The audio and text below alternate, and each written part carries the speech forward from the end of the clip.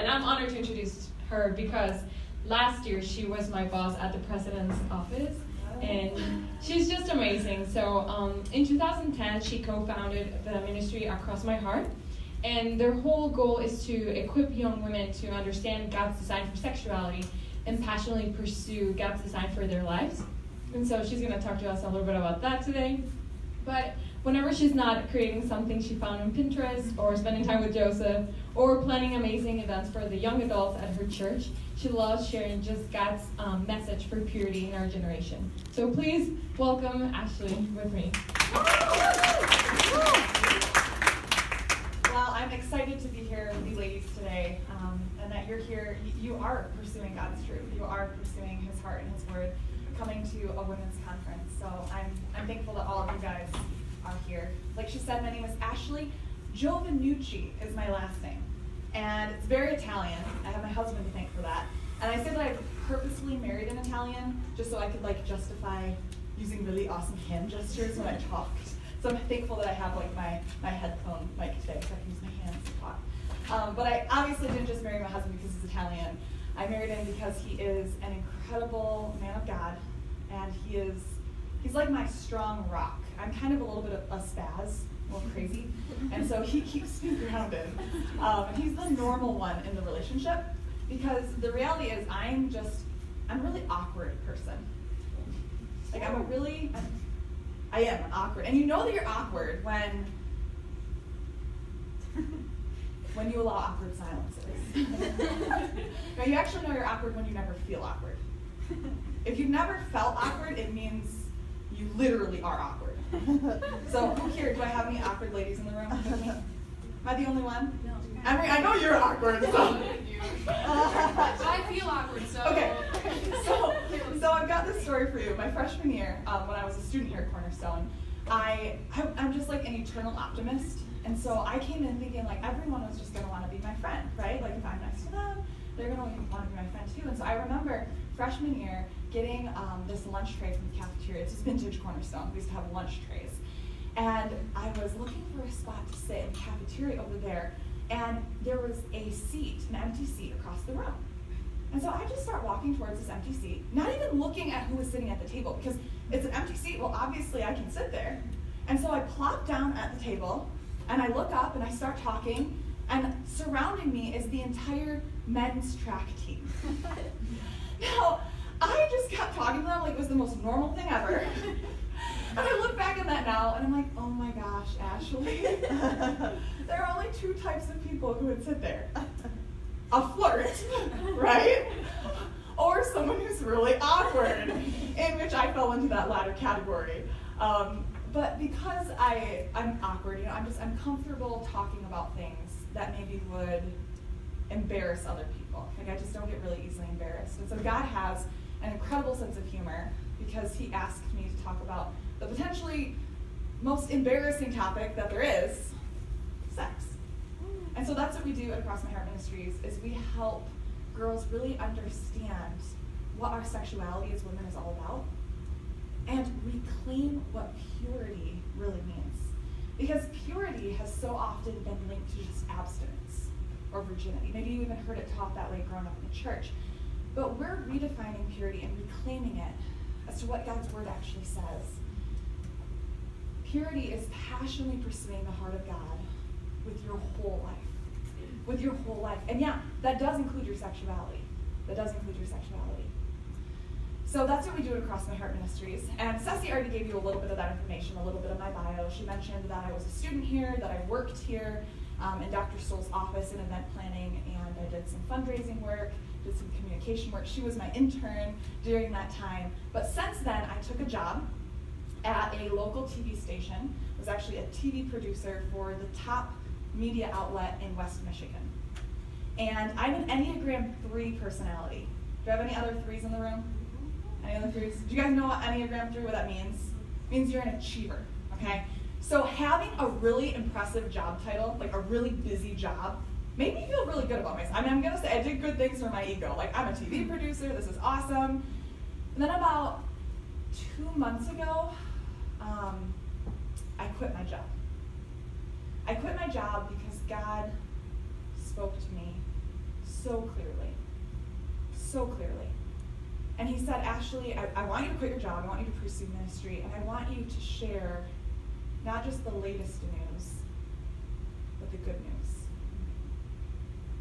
I want you to share the good news. And how could you say no to that?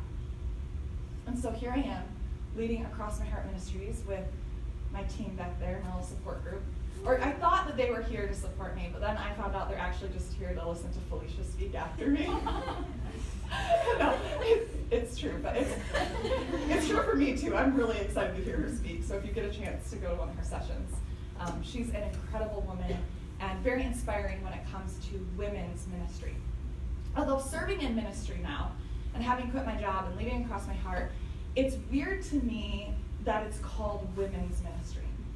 Like, honestly, that rubs me a little bit the wrong way.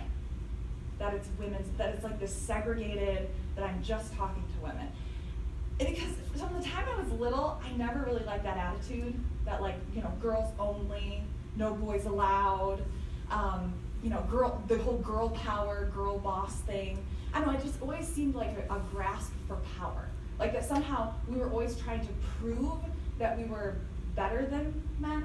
Like in order to feel good about ourselves, we had to prove that we're somehow stronger, better. I remember in elementary school, there was this little girl who had a t-shirt and it read, "Girls rule, boys drool." And I remember in elementary school thinking that was really immature as an elementary kid. Because I'm like, why would we pit ourselves against each other in this power struggle?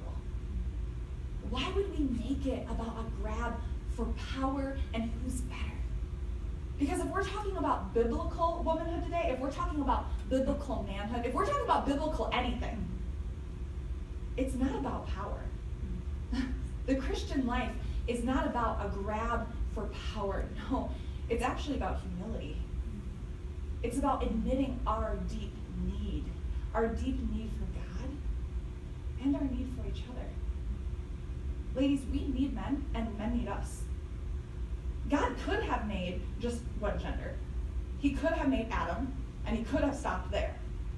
He could have made us like asexual beings that just reproduce on our own, but he didn't.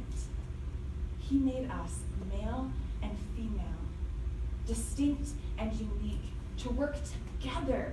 Together, only when we're together do we completely reflect his image. It says in Genesis 1:26, or 1:27 rather, God created mankind in his own image. In the image of God, he created them. Male and female, he created them. And they just read this verse to us during worship. You guys were paying attention. And they also read the verse that follows right after it. Because after God says that we're made in his image, as male and female, God wastes no time talking about sex. Like literally the very next verse, after he says that we're male and female, is Genesis 1:28. God blessed them and said to them, "Be fruitful and increase in number." AKA have sex. That is what be fruitful and increase in number means. And so a lot of people are like, man, why do you have a ministry, that talks so much about sexuality? It's because God wasted no time talking about it. I think so often we get like bashful and shy to bring up the topic, but the reality is that God put it right there as the first command to man and woman. And it's not just a command to be fruitful and multiply, it's a blessing. Notice it says God blessed them and said, be fruitful and multiply. Because sex is a good thing. It is a good thing. God created sex to be good. And so often we see sex misused and abused, and so we get confused. Because we're like, how is sex a good thing when I see people being hurt by it? And it's because it's in the wrong context. It's outside of God's design. When it's in God's design, it is good. Sex in and of itself is not a sin. Sex is not a sin. Murder, lying, stealing, those things are always sins. Sex in and of itself is not a sin. It's only a sin when it's in the wrong context, outside of God's good design. And God told us what his design for it is in Scripture. But we've questioned it. We've questioned it as people, we've questioned it as women, we've questioned it as a culture. We've questioned God's good design, and really that's what we've been doing from the beginning. we've been questioning God. That's where the very first sin started, when the very first woman fell for that first temptation. When that snake slithered up the tree and said to Eve, did God really say? Did God really say that you couldn't eat from this tree? Although I like to think it sounded more like, did God really say? Because he was a snake after all. But he put that seed of doubt in Eve's mind. What did God really say? And when Eve saw that that forbidden fruit looked good for food, when she saw that it looked good to her, she took of it and she ate it. And I do not think that Eve ate the fruit because she wanted to be a bad person. I really don't. I don't think she just wanted to do the wrong thing. Eve didn't bite that fruit because she wanted to be a bad person. She wanted to be her own person. When we sin, it's because we're trying to take control of our life. We're doubting God's goodness. We're doubting his good design. And instead, we're following our own design. We decide that we want to do things our way. And we think that we can control and live by our own design. It's a control issue. We think that we can control our lives, and we think that we can control our sexuality. We think that we've come up with a plan and design for our sexuality that's better than God's. So we think that we can control it, but the problem is that our sexuality, as men and as women, has the power to control us. Our sexuality has the power to control us if we let it. Even the language that we use, sexual identity, it becomes all-consuming of who we are as people. We allow our sexuality to define us and to consume us and to confuse us and to control us. Do you guys see that? Like when you look around you in culture, do you see that? Because we see it regularly on our team. We lead these retreats for middle school and high school girls. We go to churches and we start teaching at a young age a healthy sexual ethic. And I cannot tell you how heartbreaking it is when we're sitting in a small group of 9 middle school girls and 8 out of the 9 of them say that they're already addicted to pornography. Middle school girls. I saw that porn was on the list for the things for guys to be talking about today. I was like, oh, why is it not on the list for the girls to be talking about? And so I'm kind of talking about it to you guys because it's a gross issue too. Like, do you guys see it when you look around? Because you know who sees that sex has the power to control us? Our enemy. Our enemy knows that sexuality is powerful, and so he will use it against us as a weapon of spiritual warfare.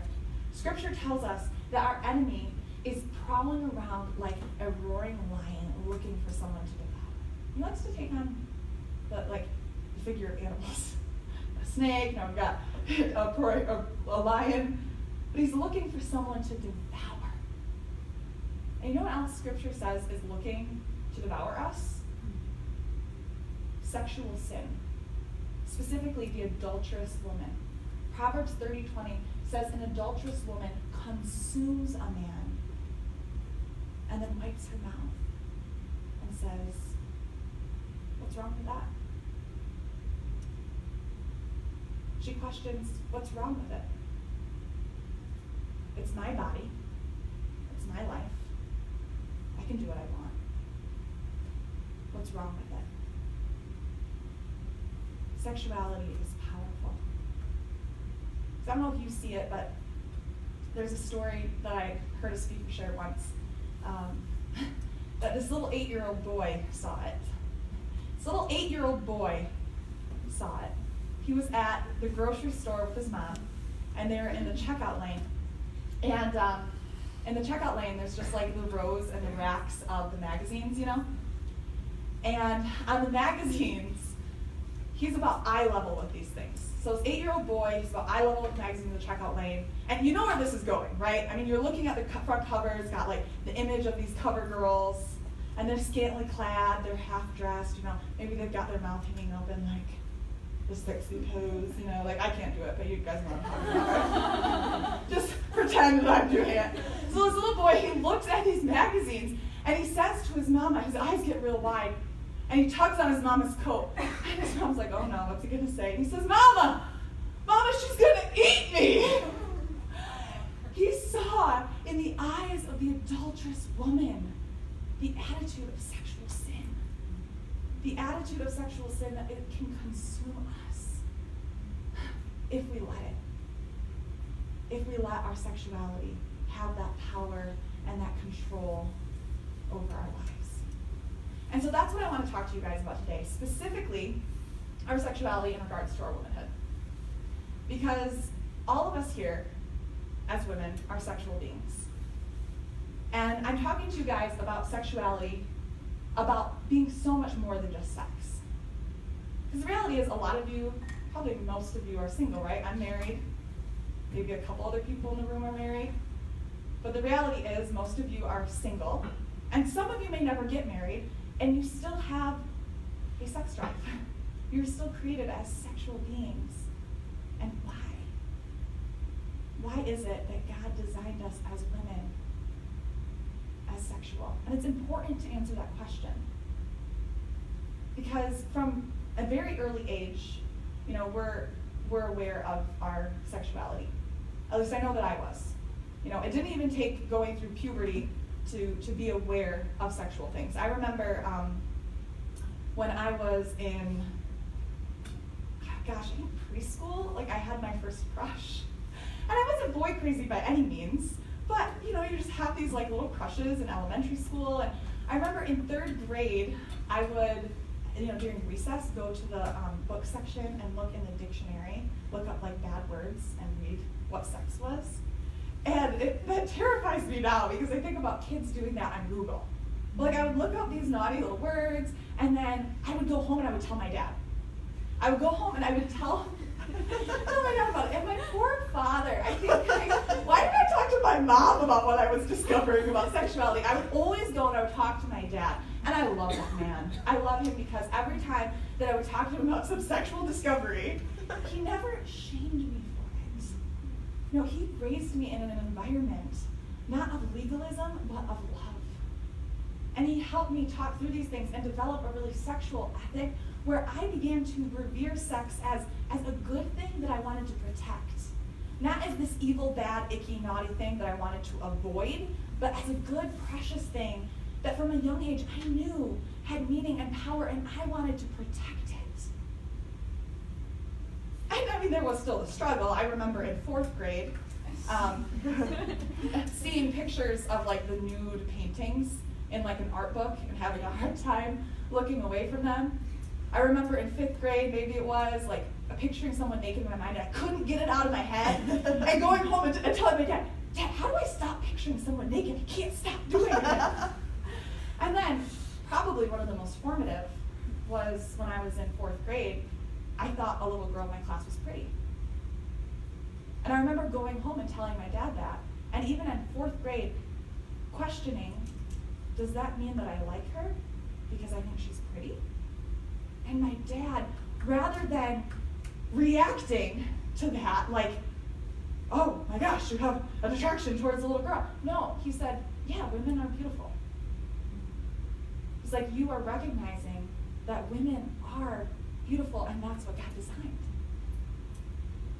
And so he helped me sort through a healthy sexual ethic. And that's so important.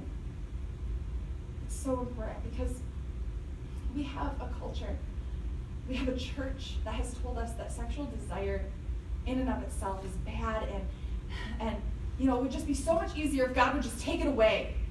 You literally will have people pray that prayer. I'm struggling, God, just take away the burden from me. And no, guys, we don't want that. We don't want God to just remove any and all sexual desire. We want it to be properly ordered according to his design. Guys, we don't want to just be Proverbs 31 women. We do want to be Proverbs 31 women. We want to live virtuous lives. But we also want to cultivate a sexuality that allows us to be Song of Solomon wives. Right? I was convinced before I got married that I was going to be a Song of Solomon wife. I was like, I'm going to be a great lover. I just was convinced. And I think I am. Right, Joseph? Are you listening? So being a Song of Solomon wife should also be our goal as Christian women. And so, your sexuality, what is it about? What is your sex drive truly about? Our sexuality tells us something about God, just like everything in all creation. We are made in His image. The birds and the trees and the beauty of creation reflect something about His character. It tells us that the heavens declare the glory of God. Everything He's created tells us something about Him. So what does our sex drive tell us about God? Our sexuality reflects the nature of God's covenant love. Our sexuality, single or married, reflects the covenantal love of God. Or at least it should. But it's been distorted. And we've decided we don't want to follow God's good design. No, we want to follow our own design. And so we've worked and we've twisted it and we've taken matters into our own hands time and time again throughout history, and probably most recently, in the most dramatic way in recent history, through the sexual revolution. The sexual revolution, by our design, told us that our sexuality is freedom. That was their definition. That was their purpose to sexuality.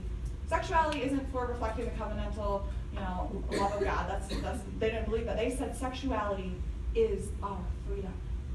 And so the sexual revolution began in about the late 1950s, actually, 1960s, coming out of a very oppressive culture of sexuality. I mean, we always think about the good old days and the 40s and 50s, but the reality is it was oppressive of our sexuality. Women weren't even allowed to wear blue jeans until the 1950s. And so as a response to that, culture swung to the opposite end of the pendulum. Instead of being restricted, we just want to be totally free.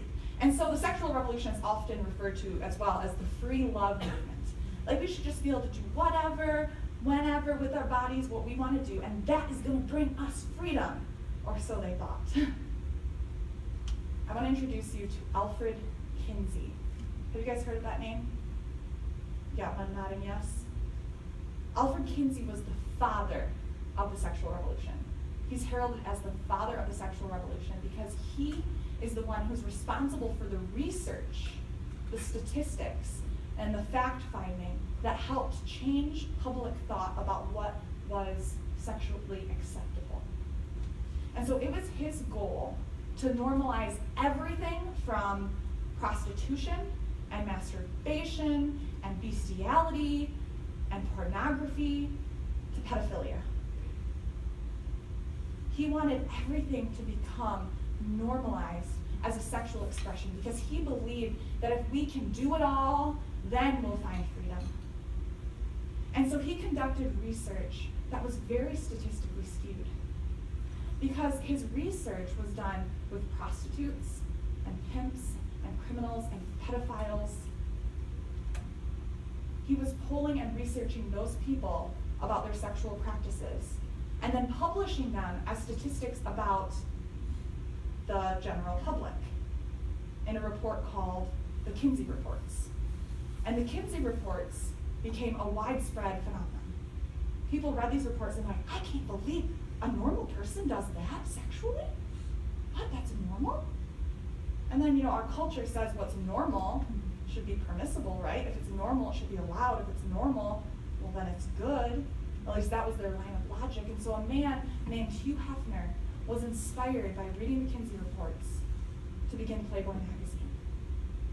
And he published Kinsey's findings next to the pictures of women, saying, look, this is just normal behavior, normal sexual behavior. But Kinsey, the very father of the sexual revolution, he died, admitting on his deathbed that he never found sexual freedom. And he tried it all, to the point where he no longer could even experience sexual pleasure because he'd done everything and no longer could find pleasure from it. He resorted to actually torturing himself just to get any sort of feeling. he died saying that he was a slave and that he never found sexual liberation. And yet to this day, the Kinsey Institute still exists. It still exists, and they're still doing research trying to prove that if only we're allowed to do the things that we want to sexually, we'll find freedom. And the work is done in vain. Because Romans tells us, therefore God gave them over in the desires of their hearts to impurity, for the dishonoring of their bodies with one another. They exchanged the truth of God for a lie and worshipped and served created things rather than the Creator who is forever praised. Amen. We shouldn't be surprised that when we pursue sexuality for the sake of freedom, we will be disappointed. Another lie that we've believed is that sex, by our design, it's just physical. Sexuality is just physical. And this was really promoted by the sexual education movement in schools, maybe abstinence education. I'm sure you guys have all sat through it. And it kind of chalks sexuality up to just being this physical experience. And the way that they try to convince kids not to have sex and scare them into it is by sharing all these scary statistics about STDs and focus on just the physical consequences of unwanted pregnancy. But the reality is that sex is so much more than just physical. Because when you're in the heat of the moment, those statistics and facts about physical consequences, those are going to keep you from going farther. Because we know that our sexual experience isn't just physical. It is emotional and it's relational. And frankly, I think that's a wonderful thing.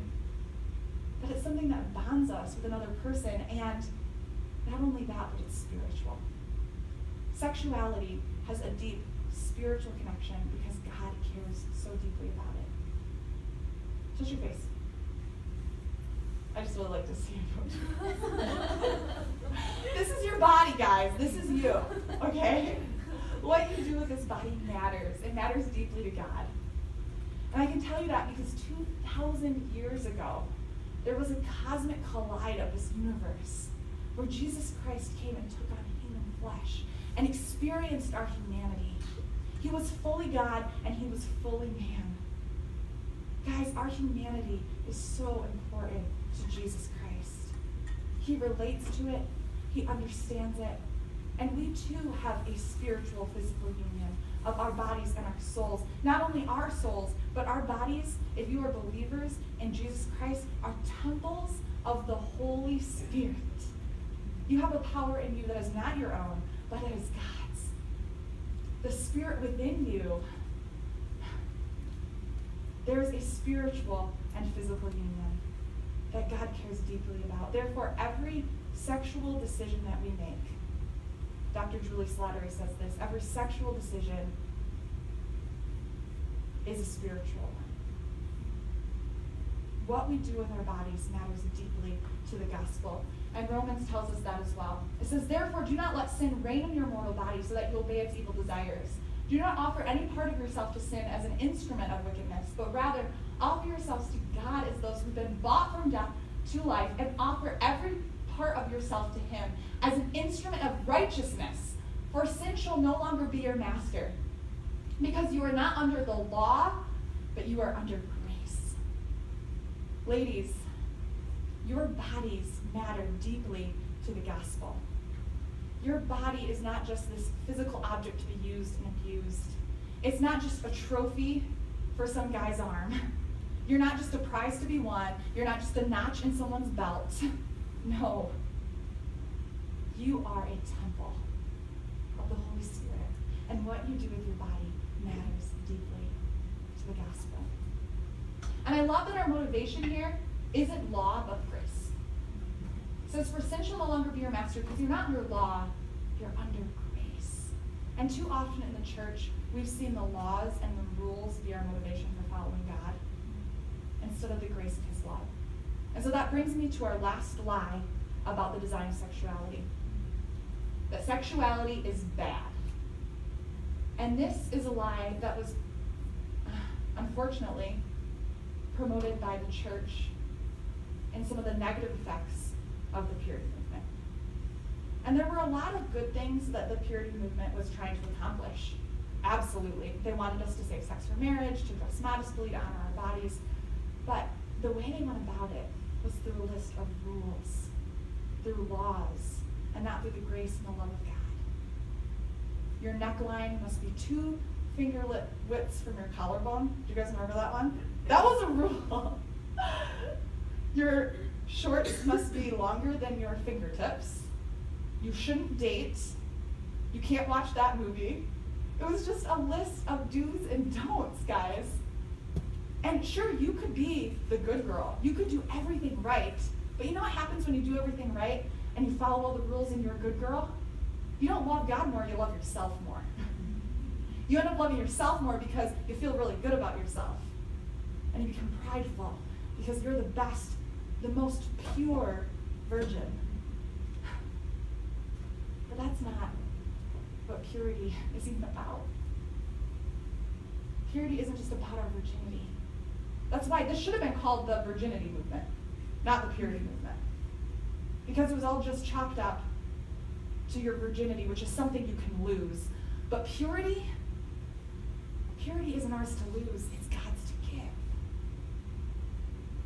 Virginity can be lost, but purity is given. There's not like this special chapter in the Bible for those that have lost their virginity, like somehow that you're more impure than others. No. If there was a special chapter about being impure, we all need to read it. Not just those that have lost their virginity. Like, we all need to flip to that chapter about being impure because we all start off impure. And there's not an entire chapter of the Bible devoted to it, but there's plenty of verses that tell us that on our own, we are filthy rags before the Lord, on our own. But in a posture of humility, we say, Lord, we need you. Remember when I talked about that power struggle? The Christian life is admitting our need for God and our need for each other. We need the purity that He alone can give us. Because you can keep all the rules. You know who's really good at keeping all the rules? The Pharisees. They have 248 additions to the Jewish law and 365 other rules that they followed. And so altogether, there were more rules than for every day of the year. And they did it piously. But God said that they were just whitewashed tombs because they had no purity of heart. They loved themselves, but they didn't love God. Across My Heart Ministries doesn't exist to create a generation of good girls. Because you can save sex for marriage.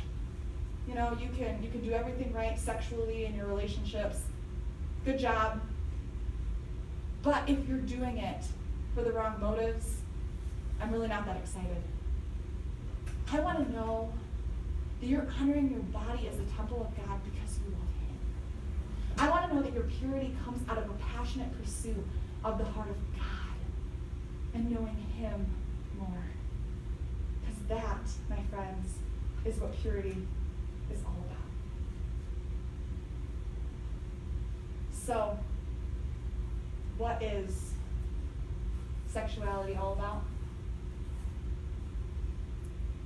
By God's design, our sexuality is a reflection of God's covenant love. Sexuality is a reflection of God's covenant love. Because, ladies, it's exclusive. Our sexuality is meant to be exclusive in our marriage relationship with our husband. But God's covenant love is exclusive. He demands that we have no other gods before Him. He says He's a jealous God. It's an exclusive covenant with Him. Our marriage relationships in sexuality are unifying. We become one flesh. But God's covenant love is unifying when we are joined in the family of Jesus Christ. And sexuality, yes, is an intimate experience. But God's covenant for love for us is intimate.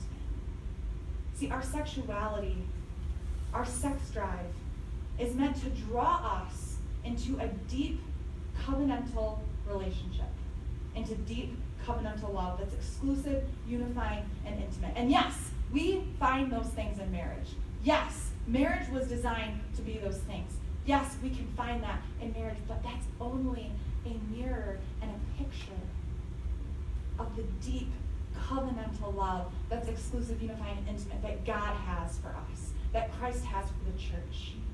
What we experience through the sexual union of marriage is just a mirror of the kind of love that God has for us. And we were given a sex drive to long for that kind of love. We were given a sex drive to draw us into a deep covenantal relationship.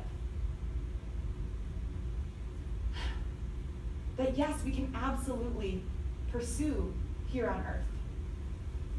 But girls, let's make sure it's properly ordered. Let's put first things first and second things second. First things first and second things second. Because if you only pursue this kind of covenantal love in marriage, you will wind up empty. Because our desire for this kind of covenantal love isn't just a physical desire. It is a deep desire and longing of our souls. And that's something that marriage can't satisfy. Our souls are satisfied in a covenantal love only with Jesus Christ. So pursue this kind of covenantal love, but pursue it first with Jesus. Pursue it first for the lover of your souls. And then secondly, value marriage. Absolutely. Look forward to the day that you can be a Song of Solomon wife. Anticipate that. Look forward to that. Pursue that. That is a good and godly thing, but only second to our priority of loving God, the first and greatest commandment. Love the Lord your God with all your mind, with all your heart, with all your soul. Passionately pursue the heart of God with your whole life. With your whole life. Because man was made for God before man and woman were made for each other. We were made for God before we were made for each other. Remember that. My husband and I, and this is the verse that talks about marriage being that reflection of God's love. My husband and I saved sex for marriage. And it wasn't easy. It was not easy. In fact, because I had the strong sex drive, and I've been very aware of my sexuality from an early age, it was not easy. In fact, I will tell you that focusing on the rules doesn't work because I saw that play out in my own life. We thought that we were going to be really good, and we loved the Lord. We thought we had everything properly ordered. But we created these list of rules for ourselves. And then when our focus shifted to just focusing on the rules, it actually became a great area of temptation for us. And this is kind of embarrassing to admit, but we would actually text each other and talk about the things we weren't supposed to do. You know what texting about the things you're not supposed to do is? Sexting. That's sexting, ladies. So here, my husband and I, we thought we were doing really good because we were being really intentional, creating all these rules for ourselves. And then we talked about the rules. And I'm like, oh my gosh, this is not a good combination. Focusing on the law doesn't work. So how do we shift our focus to the love and grace of God? It's only by loving him more than I loved Joseph.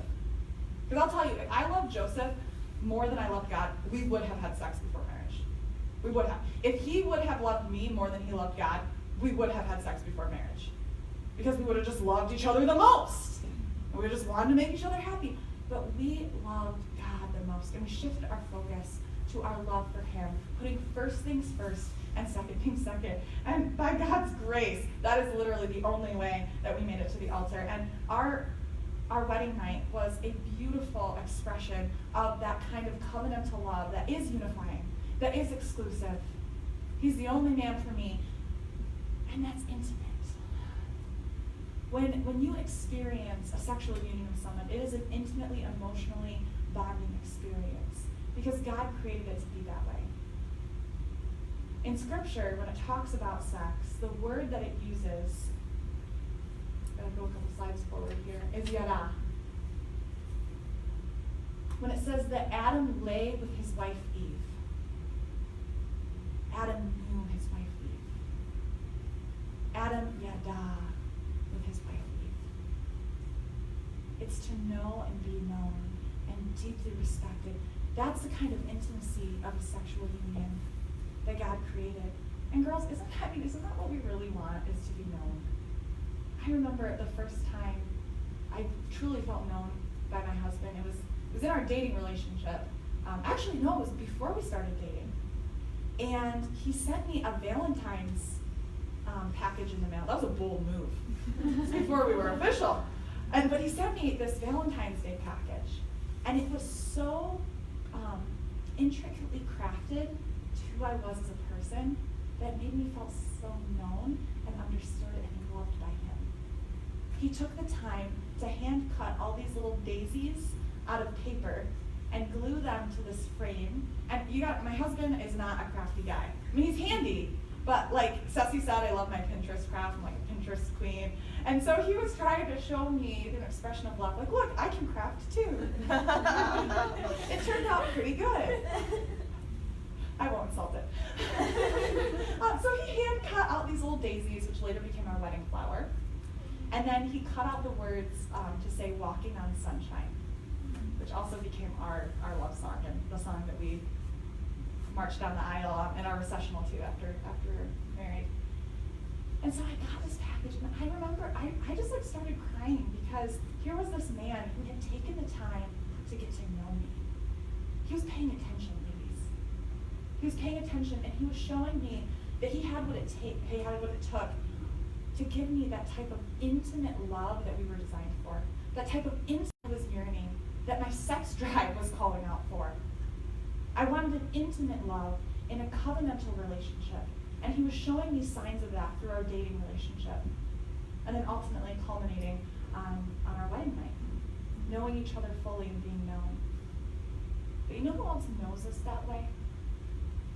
If marriage is to be a mirror and a picture of God's love for the church, we need to know that God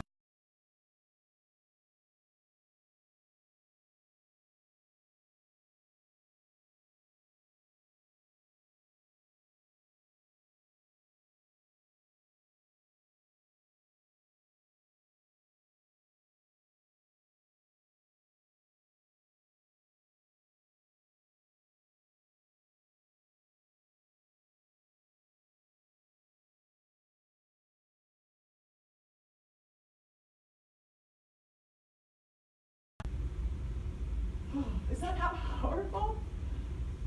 God knows us that way, and he invites us to know him that way. Be still and yada that I am God. Know that I am God.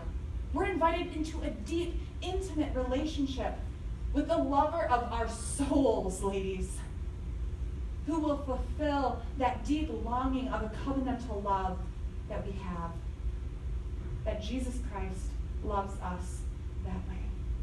And maybe you're sitting there and you're like, what does this mean for me, right? Well, 2 Corinthians 11, verse 2 says that we're promised to one husband in Christ, exclusively, so that we may be presented a pure virgin to him.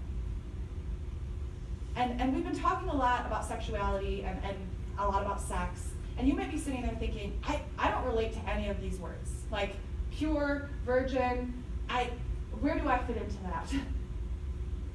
And you might feel like this doesn't relate to you, and where do you even begin? But I want to encourage you that Jesus isn't just about cleansing us of our sexual sin. He will cleanse us of our sexual sin. He absolutely will. But it's not just all about that. No.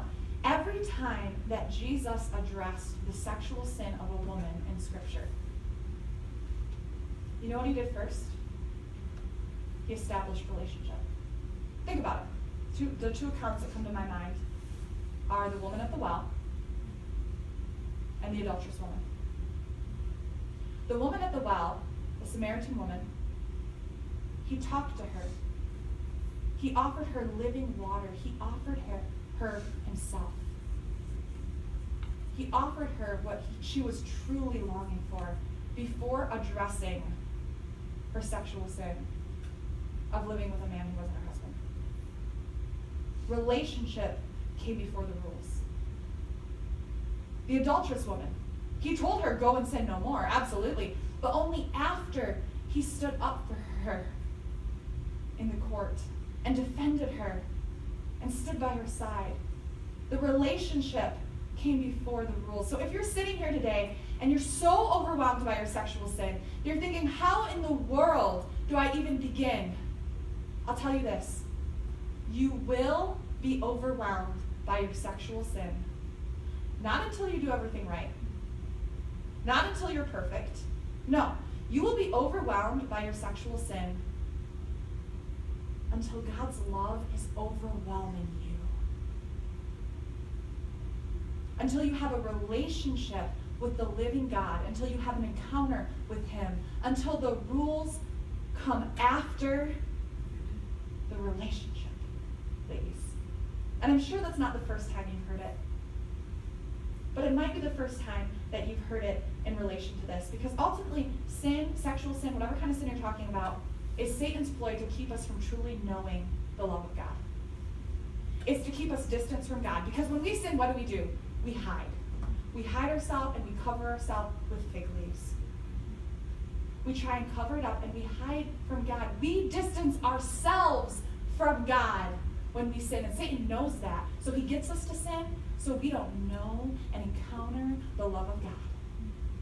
So here you are trying to cover yourself up with the fig leaves. And Jesus is like, I have robes of righteousness for you to wear. I have robes of righteousness because you are my bride and I'm going to dress you for our wedding day. I'm going to give you robes of pure white to wear. So stop trying to stitch together your own homemade outfit with the fig leaves. I've got this gorgeous robe for you to wear on wedding day. Ladies, I remember my wedding day. Hope I do, it was only 5 years ago. But I remember, not just my wedding day, I remember picking out my wedding dress. And it was the third dress I tried on, which surprises a lot of girls, because some girls try on hundreds of dresses. But it was the third dress, and I looked at myself in the mirror, and I just felt like a bride. I looked like a bride, and when they put the veil on, that was the moment. I just felt like this beautiful bride, and I envisioned my wedding day, and I just knew that I was going to be the perfect, most beautiful bride. And I woke up that morning so excited to wear that white dress, and I looked in the mirror, and I had a giant zit on the center of my forehead. Like the swollen oil kind that becomes a mound that no amount of makeup will cover, or side swap bang. I mean, I didn't have these blood bangs. I should have just cut them then, honestly. I should have committed, because you can see this thing in my wedding photos. I did not look like the perfect, beautiful bride. And you might think that it would have ruined my day. And you're right. If I would have focused on my imperfections, it would have ruined my day. But you know what I focused on? My husband's love for me. And when those church doors swung open, and I walked down that aisle, and I saw his smile beaming at the other end, I knew that I was walking towards his love. And my focus was not on my imperfections. No, his love was my glory. His love is what made me beautiful. And it's God's love. It's his robes of righteousness that he gives us, that makes us beautiful, and that prepares us for our wedding day. Because, ladies, our wedding day is coming. Our wedding day is coming. We are the bride of Christ, and our wedding day is the apocalypse. For some, it'll be Judgment Day. But for us, it'll be our wedding day. The word apocalypse in Greek means revelation, but it more accurately means unveiling. When John wrote the book of Revelation, they would actually use the word apocalypse in wedding ceremonies to refer to the portion of the wedding when the bride's veil was lifted. Ladies, our wedding day is coming, the lover of our souls. And in your struggle to overcome sexual sin, in your struggle to understand God's design for sexuality, know that it is a reflection of the covenantal love that he has for his church. Pursue that love first, because he's the ultimate lover. He's the ultimate lover of our souls, and our wedding day is coming. And are you prepared? Are you living in shame over your sexuality? Or do you have a sexual ethic that reflects the glory of his love? Because that's my prayer for you. Let me close in prayer. Oh, dear Lord, I love speaking about your design for sexuality. Because it's not one of shame and condemnation. No, it's one of hope and anticipation. Both for a wedding night that we may experience with our future husbands, but Lord, ultimately for a wedding day with you, who loves us more deeply and more intimately and more profoundly than any human marriage ever could. And so, Lord, I pray that we would pursue you first and foremost. Lord, that we would have a pure focus on your love for our life. God, I thank you for these women and that they're at a women's conference to learn your truths, to learn what you really said. And unlike Eve, who questioned, did you really say in the garden, Lord, these women will know what you said. When temptation comes their way, they will know what you said because they will know your word. Lord, I thank you that they are here. And I pray that you would bless the rest of their day. In your name we pray.